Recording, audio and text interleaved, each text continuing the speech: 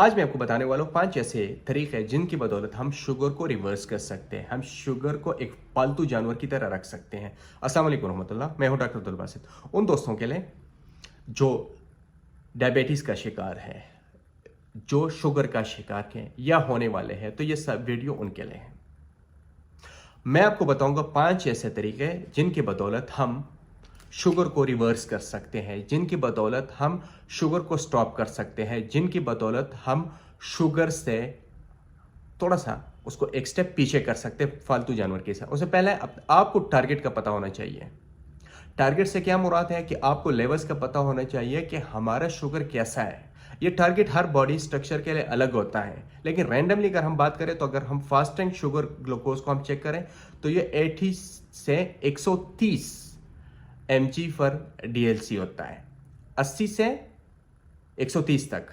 अगर हम खाने की बात करें तो वो 180 या 180 से लेस या थोड़ा सा ऊपर ये नीचे ये नॉर्मली होता है। ठीक है। शुगर के लिए एक टेस्ट आता है HbA1c। HbA1c वो टेस्ट है जिसमें हम पिछले 3 महीनों का हमारे फास्टिंग का पता चलता है, हमारी शुगर लेवल का पता चलता है, हमारे ग्लूकोज लेवल का पता चलता है। हमें पता चलता है कि पिछले 3 महीने में हमारा शुगर कैसा रहा। तो अगर हम इसको 3 महीने बाद भी करें तो ये काफ़ी होगा। उससे हमारे पिछले 3 महीनों की जो हमारी बॉडी स्ट्रक्चर है वो पता चलेगा और उसके बिना पे हम आगे कैसे चल सकते हैं कि इसको कैसे हम इस शुगर को कंट्रोल कर सकते हैं। ठीक है। अच्छा, HbA1c जो ये टेस्ट है HbA1c, इसका एक पैरामीटर है। वो पैरामीटर क्या है कि वो नॉर्मल रैंडमली 7% होता है या लेस होता है। ठीक है, शुगर की मरीजों के लिए जिनको डायबिटीज़ होती है उनके लिए। सेकेंड पे हम आते हैं डाइट्स, खाना। हम खाना क्या खाते हैं, हम खाना क्या खा रहे हैं।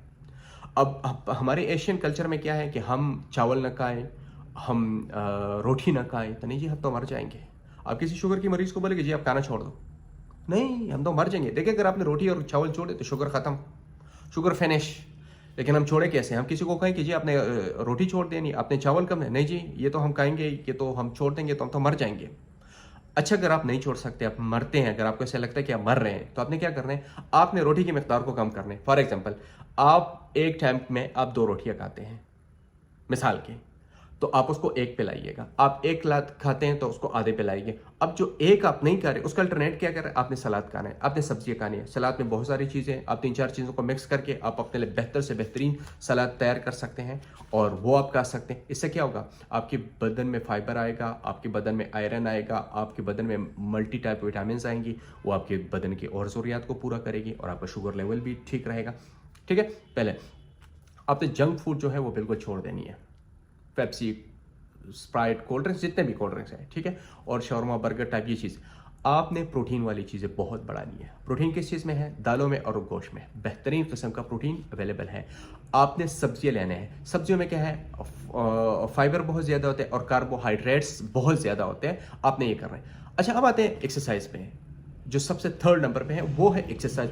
वर्जिश बहुत ज़रूरी है। पता है हमारे माशरे में क्या होता है, हमारे माशरे में ये सोचा जाता है जी अगर मैं ओवर वेट हूँ, मेरा वजन ज़्यादा है तो फिर मेरे लिए वर्जिश ज़रूरी है। या अगर मैं पतला हूँ, यार मैंने क्या करना, मैं तो वर्जिश करके मैं तो और भी पतला हो जाऊँ। ये गलत कंसेप्ट है। चाहे आप मोटे हो, चाहे पतले हो, चाहे आप ना हो, तीनों स्टेज में आपको वर्जिश ज़रूरी है। आप मोटे हो रहे हैं तब भी आपको एक्सरसाइज की ज़रूरत है, आप पतले हैं तब भी आपको एक्सरसाइज की ज़रूरत है, आप नॉर्मल इंसान है तब भी आपको एक्सरसाइज की जरूरत है। एक्सरसाइज डजंट मीन कि ये आपका वेट रिड्यूस करने के लिए है या आपका वेट गेनर है, ऐसा नहीं है। ठीक है। शुगर अब शुगर की मरीज में क्या फायदा देते एक्सरसाइज, ये इंसुलिन की सेंसिटिविटी को बढ़ाती है। अब सबको पता है इंसुलिन का क्या काम होता है। अगर हमारे इंसुलिन लेवल हाई होता है तो हमारे शुगर लेवल कम होते हैं, हमारा ग्लूकोज लेवल हमारी बॉडी में कम होता है। इंसुलिन का ये काम है। अगर इंसुलिन ज़्यादा होगा तो उसके साथ हमारी बॉडी में ग्लूकोज लेवल जो होगी वो कम होगी। ये इंसुलिन का ज़्यादा काम है। अच्छा, डायबिटीज़ की कॉम्प्लिकेशन को समझना चाहिए। चौथे नंबर पे जो हमारा था कि डायबिटीज़ में क्या मसाइल आते हैं, डायबिटीज़ शुगर ख़तरनाक क्यों है, हमने इस चीज़ को समझना है। ये चीज़ जब हम समझेंगे तो हम फिर इसको ख़त्म करने में बहुत ज़्यादा किरदार अदा करेंगे। अगर आपको फॉर एग्जांपल खुदा ना खासा अगर डायबिटीज़ है तो आंखों का नज़र चला जाता है, गुर्दे नाकारा हो जाते हैं, हार्ट अटैक उस पर आता है, दिल कमज़ोर हो जाता है उसके साथ आपकी स्किन डैमेज हो जाती है, उसके साथ आपका यूरिन का मसला आ जाता है। जबकि गुर्दे नकारा हो जाते हैं, गुर्दे कमज़ोर हो जाते हैं, तो फिर यूरिन में क्या मसला आता है कि आपके पेशाब कंट्रोल नहीं होता, बार बार पेशाब आता है। उसके साथ आपका सेक्स लेवल कमज़ोर हो जाता है, ऑटोमेटिकली वो एक ही सिस्टम होता है, डिस्टर्ब हो जाता है। ठीक है। शुगर अगर आपका कम होता है, शुगर अगर आपका कम होता है तो फिर आपको क्या होता है, सर दर्द आता है, सर चकराता है, बेहोशी होती है, नींद बहुत ज़्यादा आती है। ये अगर आपको शुगर ज़्यादा होता है फिर आपको प्यास लगती है, आपको उसके साथ भी सर दर्द आते हैं, चक्कर आते हैं। फिर आप क्या है, अब क्या करें इसमें, इसमें मीठा कम करें। उसके साथ साथ आप वो ग़िज़ाएँ खाएँ, सब्जियाँ खाएँ, फ्रूट्स अपने मॉलेज के मुताबिक। कुछ फ्रूट्स ऐसे हैं जो हाई शुगर में भी आप ले सकते हैं और कुछ फ्रूट्स ऐसे हैं जो आप नहीं ले सकते। तो ये फिर आपने एक फ्रूट्स का चार्ट होता है, फिर आपने उसके मुताबिक आपने कि कौन कौन से फ्रूट्स आपने लेने, कौन कौन से नहीं। लेकिन वॉक, एक्सरसाइज, मैं फिर भी कहूँगा कि एक्सरसाइज ज़रूरी है। अच्छा, लास्ट स्टेज 5th नंबर पे जो आता है वो आता है मेडिकेशन, दवाइयाँ। कभी आपका शुगर लेवल बहुत ज़्यादा बढ़ जाता है, जब आपका शुगर लेवल बढ़ जाता है तो फिर आप उसको कंट्रोल नहीं कर सकते, फिर उसमें मेडिकेशन की ज़रूरत होती है। फिर उस कभी कभार ऐसे होता है कि मरीज़ चल फिर नहीं सकते, मरीज़ उठ बैठ नहीं सकते, मरीज़ के लिए चलना फिरना मुश्किल होता है। वो शुगर इस स्टेज पे पहुंच चुके तो फिर उसमें इंसुलिन लगाना ज़रूरी होता है, फिर उसमें मेडिकेशन ज़रूरी होती है। तो अगर आपका शुगर के शुरू स्टेज जो आज 5 जो मैंने आपको रास्ते बताए, 5 तरीके बताए, आप उसको शुगर को रिवर्स कर सकते हैं। सारी चीज़ें छोड़ें, आप अपनी ग़िज़ा को बैलेंस करके एक्सरसाइज पर तवज्जो दें। ना आपको मेडिकेशन की ज़रूरत होगी, ना आपको इंसुलिन की ज़रूरत। हाँ, और जो लोग मेडिकेशन ले रहे हैं, जो लोग दवाइयाँ ले रहे हैं, या जो लोग इंसुलिन इस्तेमाल कर रहे हैं, तो उनके लिए है कि उनके लिए भी एक्सरसाइज ज़रूरी है।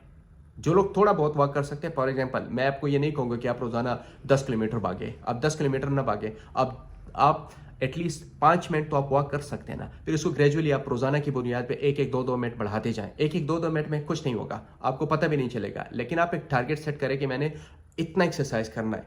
तो एक्सरसाइज से क्या होगा, आपकी बॉडी से टॉक्सिन, फाइब्रिन, आपको जो गंद वो निकलेगा और आपका इंसुलिन लेवल जो है वो सेंसिटिविटी इंसुलिन की जो है वो बढ़ी, आपका ग्लूकोज लेवल जो है वो नीचे होगा। ग्लूकोज लेवल नीचे होगा तो ऑटोमेटिकली आपका शुगर लो होगा।